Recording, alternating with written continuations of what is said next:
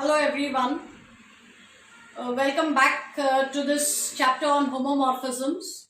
So far, with a group associated with a group homomorphism, we have defined two sets, namely the kernel and homomorphic image, and we have also seen a few properties of these two sets as well as a few examples to understand the concepts. Today, specifically, let's look at a theorem, a property of the kernel which is associated with a property of the homomorphism.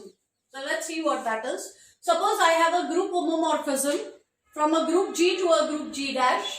Then I will prove that the kernel contains identity and only the identity if and only if the function is 1, 1. Notice that kernel will always contain the identity, because if it's a homomorphic image, then phi of E, if it's a homomorphism, then image of the identity has to be identity. So identity has to lie inside the kernel.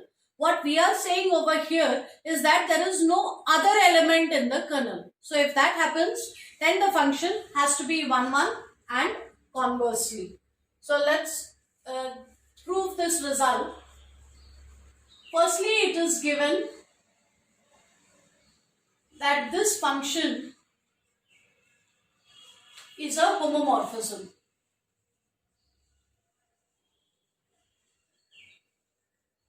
So apart from the definition, I have all my properties of a group homomorphism. Now it's an if and only if result. So let me break up the proof in two parts. In the first part, let us assume that kernel phi is a singleton set containing identity. So identity is there in the kernel and this is the only element in the kernel. We wish to prove that the function is 1, 1.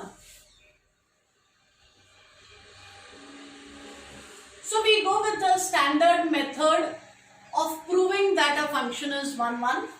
Let us begin by assuming that the images of two elements are equal. So let us assume that phi of x1 is the same as x2, and let us try to prove that x1 will be equal to x2. So if images are equal, then elements should be equal. Or if we take the contrapositive, if elements are different, their images should be different. That is precisely what we mean by a 1, 1 function. Distinct elements should have distinct images. There should be no sharing of any kind. So we begin with this assumption and we will prove that x1 is equal to x2. So let us multiply both sides, post multiply both sides by the inverse of phi of x2.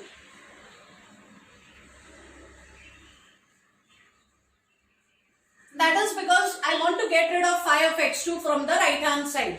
So I post multiply by the inverse of phi of x2. It's easy to simplify the right hand side, and element times its inverse will be identity. But this is going to be identity in G dash because these are elements in G dash. So this will give me identity of G dash. Okay. On the left hand side, let me use a property of the homomorphism which allows me to take the inverse inside the bracket. So phi of x1 into phi of x2 inverse. This is what I get. Then I use the definition of a homomorphism. Image of the product is equal to product of the images, or product of the images is equal to image of the product. So I can as well combine these two elements. I'll get image of this element is E dash. But if image of an element is E dash, by the definition, this element has to lie in the kernel. If the image of an element is the identity, then that element by definition lies in the kernel. So this element x1, x2 lies in the kernel. Okay? Because its image is the identity. So this element lies in the kernel. But now look at what information we have about the kernel. We are assuming that the kernel contains only one element. Therefore, if an element belongs to the kernel, it really has no choice. It has to be equal to this element. So, x1, x2 inverse will be equal to E. This is because kernel contains only one element. And now we are just one step away from the proof of part 1. Post multiply both sides by x2. If we post multiply both sides by x2, we will get x1 equal to x2, and this is precisely what I was aiming for. I wanted to prove that the function is 1, 1. So starting with this, I had to prove that x1 is equal to x2, which I have succeeded in doing. So one way the result follows. Now let's prove the converse.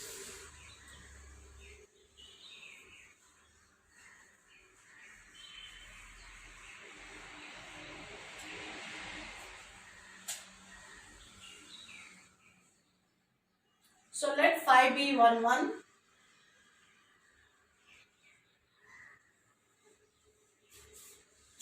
We will now want to prove that kernel contains identity and only the identity. So firstly, because phi is a homomorphism, phi of E has to be E dash, means identity is definitely going to identity. So this element lies in the kernel. I had already mentioned that it's no surprise that identity lies in the kernel. What is important here is to prove that no other element lies in the kernel. So that kernel will contain this element and only this element. So let us see what will happen if an element tries to belong to the kernel.